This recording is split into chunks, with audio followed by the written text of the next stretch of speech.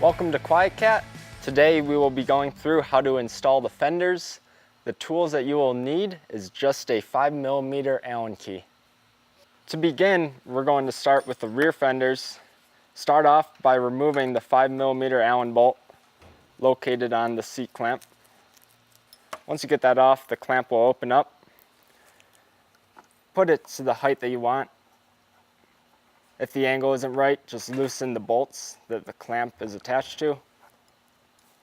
Put the bolt back through, tighten it up,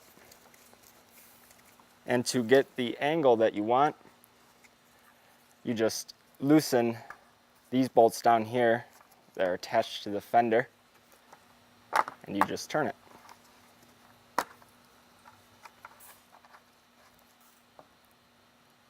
Now you have a fender. To install the front fender, start out by first removing this top plastic cap that is between the wedges. That will give you enough clearance inside of the steer tube to actually fit the fender in.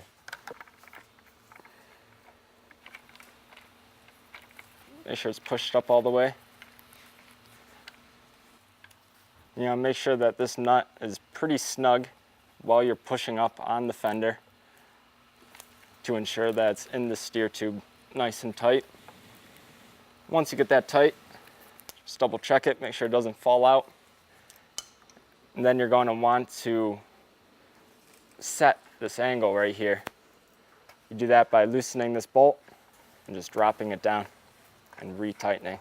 This allows the tire and the down tube to clear the fender. I hope this video has been helpful.